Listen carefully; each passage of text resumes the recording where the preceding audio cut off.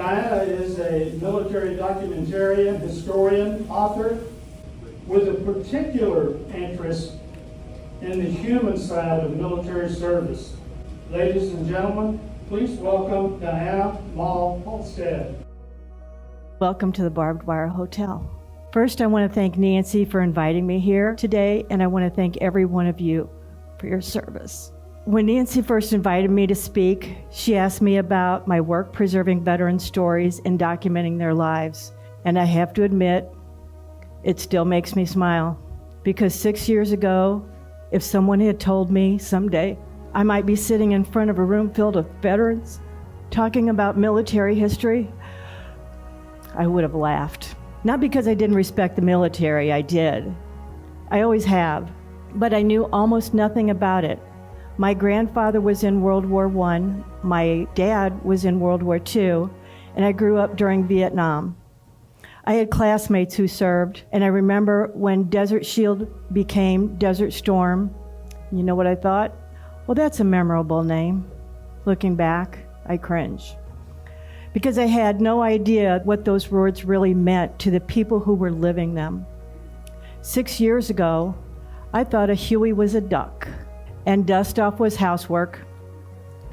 A hobbit was a little person from Lord of the Rings, a movie I've never seen, and theaters were where you went to watch movies. And a hooch, well, I'll let you guys figure that out. Today, those same words mean something entirely different to me. Today, they mean courage, sacrifice, friendship, loss, duty, and service. And the incredible privilege I've had to know some remarkable men and women. My journey into this work was not planned. I didn't go looking for it. It found me. And when I look back now, I honestly believe that all along, God had been preparing me for this chapter my entire life. I just didn't know it. The plan actually began when I was about 5 years old. My mother sat my two sisters and me down and gave us one instruction: never ask your dad about the war. She told us that he had jumped from an airplane, broken all his ribs, been a prisoner of war, and survived by eating grass. And then she simply said, don't ask. So we didn't. Not once.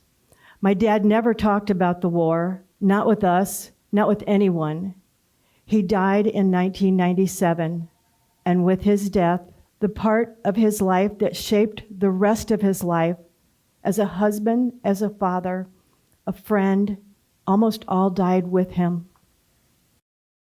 I didn't realize it then, but something priceless had just been lost. This is my dad, Staff Sergeant Henry Eugene Mall. Everyone called him Gene. In the military, they called him Hank. He wasn't famous. He wasn't a general. He wasn't someone whose name would ever appear in history books. He was simply one of millions of young Americans who raised their right hand. And when his country called, he answered. At that point in my life, I thought that was the end of his story. I had no idea it was the beginning of mine. For years, that was all I knew about my dad. My dad had been in the war, he had been a prisoner of war, and that we weren't supposed to talk about it. Life moved on. I discovered photography when I was about 10 years old. I still have my mom's Rolleiflex camera. In high school, I joined the yearbook staff and learned photography from a friend and learned how to develop film. Years later, I received another camera as a gift. Then I moved to Mexico. My friend that taught me about photography in high school sent me something I had never seen before, a pirated copy of Photoshop. There wasn't any YouTube back then. There weren't online classes. There wasn't anyone to teach me, so I taught myself. I wasn't the world's greatest photographer. In fact, I used to joke that National Geographic wasn't going to be calling me anytime soon. But I discovered something, that while my photographs weren't always spectacular, I could improve my photos and even learned how to restore old photos. I became fascinated with bringing damaged photographs back to life. Torn photos, water-damaged photos, faded photos, and photographs of families that were beyond saving. Eventually, museums started asking me to restore historical photos. Families trusted me with pictures that had been handed down for generations. At the time, I thought I was simply enjoying Photoshop. Looking back, I think God was teaching me patience, teaching me to notice details, teaching me how to preserve history. I just didn't know why. Then another opportunity came along. My son asked me if I would help him edit a short work video. I knew nothing about video editing, but I thought, well, if I can learn Photoshop, maybe I can learn this. It took about 6 hours to produce a video that was only about a minute long. But something happened. I fell in love with storytelling through video. Again, I thought I was simply learning a new skill. Looking back, God was preparing me for something bigger. Around that time, my sister told me that years earlier she had found something while cleaning out our parents' house. It was my dad's POW diary. It had survived 3 fires and 2 floods. I begged her to send it to me and have it preserved. 5 years later, in 2020, it finally arrived. Not in an archival box, not in a wrapped museum paper. It arrived inside a Chanel box. Inside the box was my dad's wartime log. There were also about 15 flattened cigarette wrappers. On the back of the wrappers, my dad wrote notes, he wrote poetry and thoughts, all while he was a prisoner of war. He didn't write because he thought someone would one day publish his words. He wasn't writing for history. He wasn't writing for his family, not even for himself. He was writing and putting words on paper simply to help himself survive another day. That's something I don't think many people understand. He never intended anyone to read what he wrote. Not me, not my sisters. Not even he would read these pages after the war. Those words were private. Yet, 80 years later, those private words completely changed my life. I spent the next 2 years researching everything I could find about my dad and his military service. I found military records online. The National Archives in St. Louis had a 2-year backlog. I found mission reports, prisoner of war records, German records, which I translated, Red Cross records, and photographs of POW camps. And I even found 2 photographs of my dad while he was a prisoner of war. They were true needles in a haystack find. I learned he was a B-17 waist gunner. His airplane, the Laura Jane, was shot down over Germany.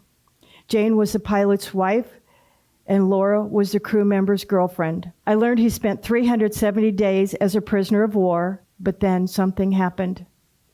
I realized I still didn't know my dad. The records told me where he served. The records told me when he was captured.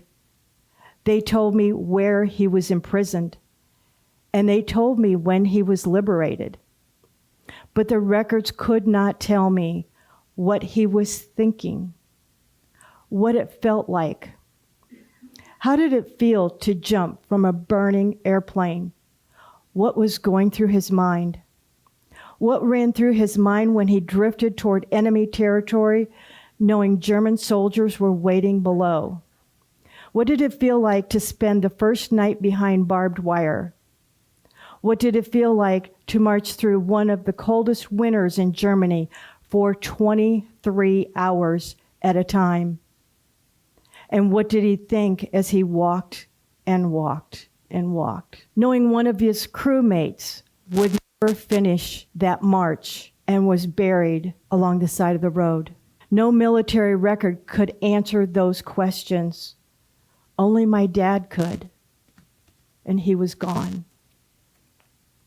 That's when I realized something that has guided me every interview I've done. History tells us what happened. Veterans tell us what they were thinking that went through their minds at pivotal moments and what it felt like. And future generations deserve to know both. I had spent more than 2 years learning what happened to my dad. I was finished. I had researched my dad's military career. I had his records. I had his diary. I had his writings, his photographs. I had written his story. I remember thinking, finally, I'm done. I planned to take a break. No more military research, no more archives, no more computers. I thought just 6 months away from it all. My Calgon moment. That lasted a week. There was a little voice in the back of my mind that simply would not leave me alone. If my dad's story had almost disappeared, how many other stories were disappearing every single day? I couldn't stop thinking about it. Somewhere, a World War II veteran was dying. A Korean War veteran was dying. A Vietnam War veteran was dying. And with them, their entire lifetime of memories was disappearing.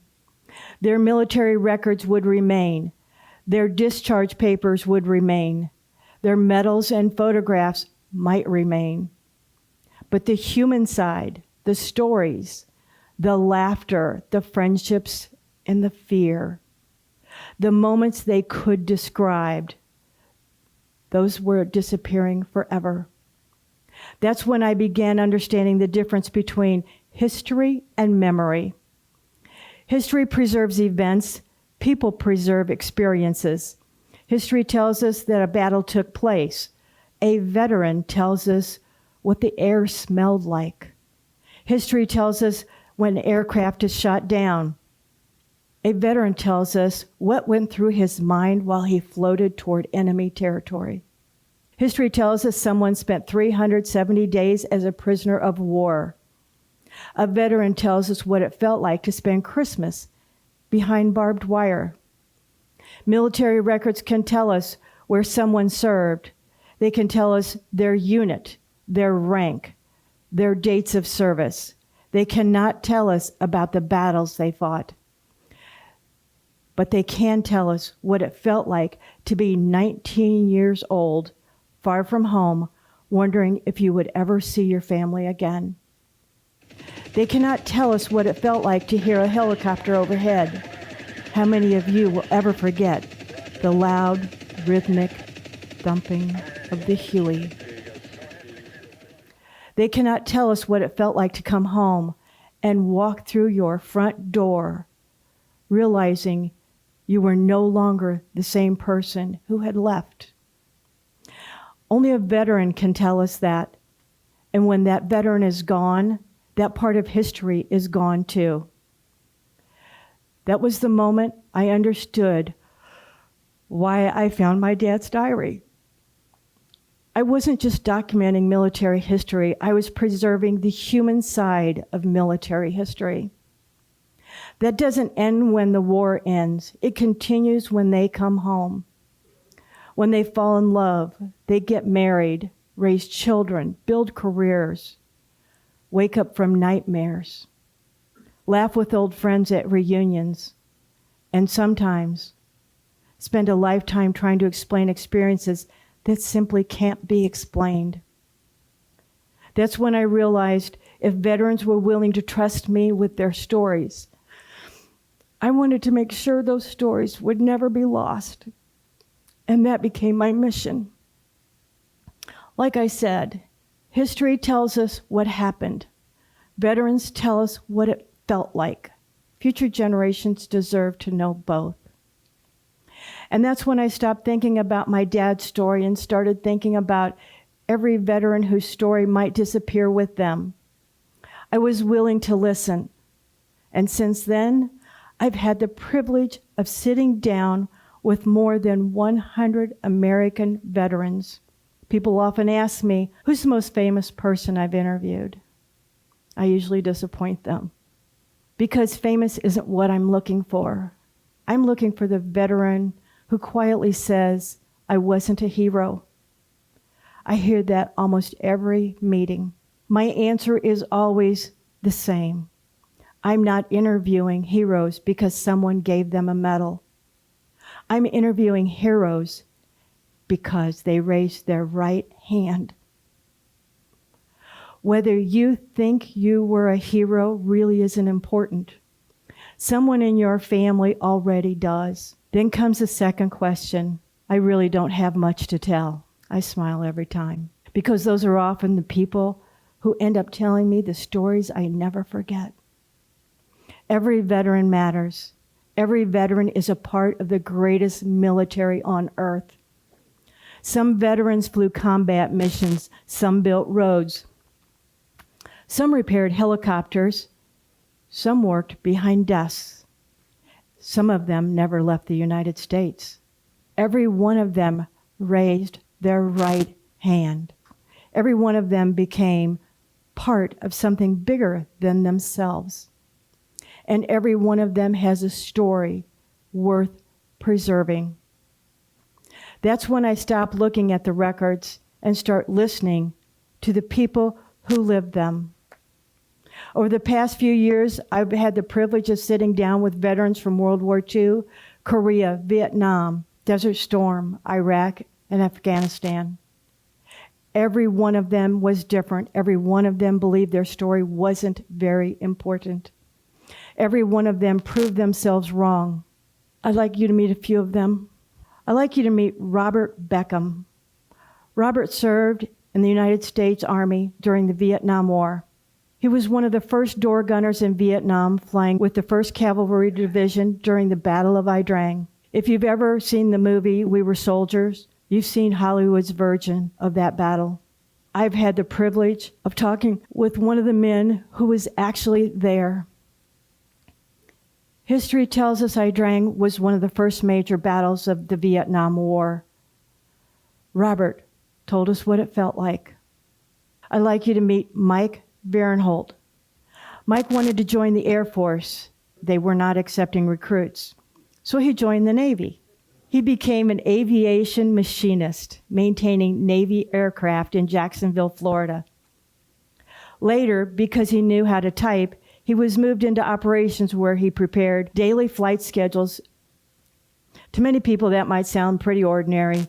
To Mike, it didn't seem that way. He told me that the Navy was probably the best thing that could have happened to him. When he left the service, he used the GI Bill to earn his college degree. One day, a friend walked up to him and said, I interviewed for a job I couldn't get because I didn't have a college degree. You ought to apply. So he did. That job was with the United States Secret Service. He had just taken his oath when President Kennedy was assassinated. He went on to be Secret Service to President Johnson and President Nixon. And he also helped protect Pope Paul VI. When Mike looked back over his life, he said something I've never forgotten. I don't think of things as incidental consequences. I think this is what is supposed to happen. I love that, because none of us knows where raising our right hand will eventually lead. I'd like you to meet Raymond Gregg. Raymond grew up wanting one thing. He wanted to become a better Marine than his father. He wanted his future children to be proud of him. He served in Vietnam. He came home, but in many ways, Vietnam came home with him. Years later, during a heartbreaking family tragedy, Raymond was convicted of murder.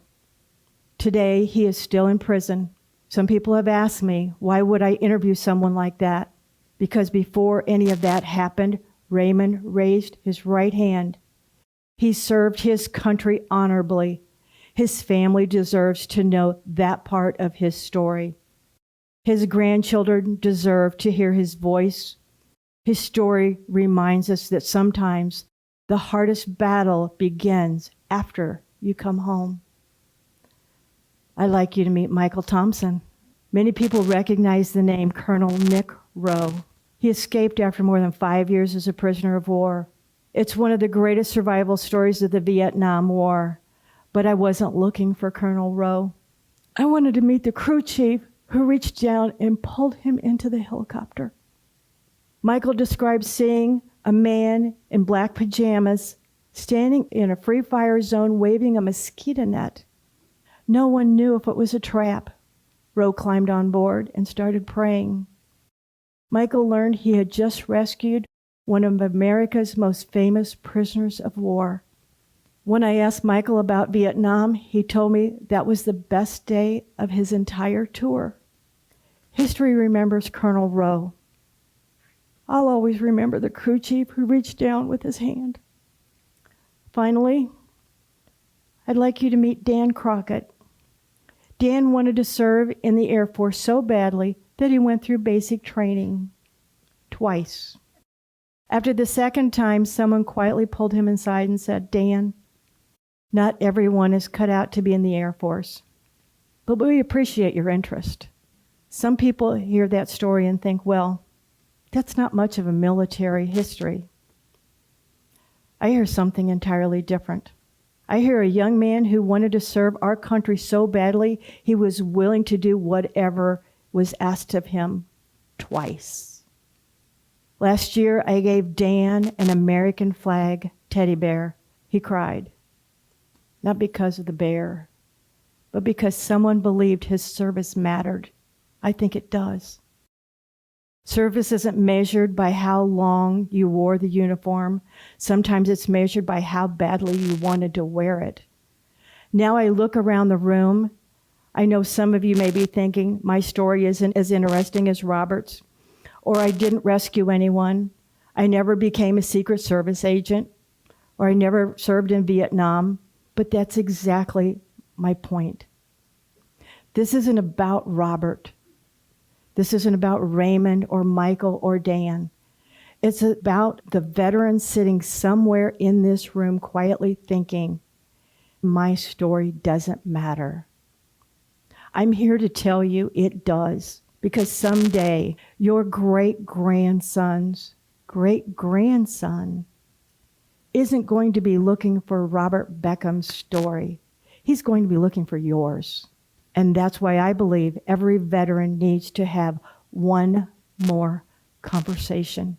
These 5 veterans each served in different situations, different branches, different places, and they all had one thing in common. None of them believed their story mattered. They were wrong. That's why I wrote my newest book. Not because I expected everyone to sit down in front of my camera. In fact, I don't. The book is called Preserving a Legacy from the Barbed Wire Hotel, The Conversation. It's a conversation waiting to happen. It's the same questions I ask veterans in their interview. First question, where did you grow up? Tell me about your military service, about coming home. Because history books can tell us where you served. Only you can tell us what it felt like. But there's an important part. Please don't wait for me. Your story doesn't become more valuable because I record it. It becomes more valuable because it survives. Have your husband ask the questions. Have your wife ask the questions. Have your children or grandchildren ask the questions. Or turn on your cell phone and hit the record button for video. Answer one question at a time. Where did you grow up? Maybe you're driving somewhere and suddenly remember something you haven't thought about in 50 years. Maybe you remember the dust-off helicopter that came in around midnight carrying wounded soldiers. And one of them was your best friend. Pull over, record it. Leave yourself a voicemail, write it down. I don't care if you tell me. I don't care if you tell your family. I don't care if you tell your pastor.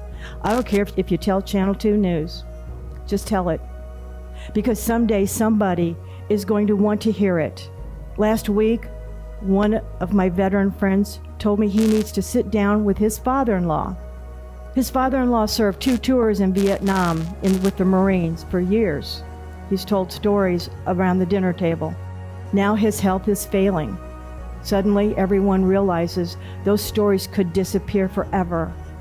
The truth is, every one of us knows someone whose stories died with them. We all wish we could ask one more question, but we can't. So don't wait. Not until retirement, not until you're ready. Start today.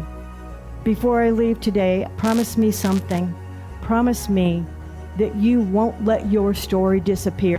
Whether you tell me or your family, whether you record it on your phone, just promise me your great-grandson's great-grandson will have the chance to know his hero. That's all I'm asking. My dad's story was almost lost, and I don't want that to happen to another veteran, not on my watch.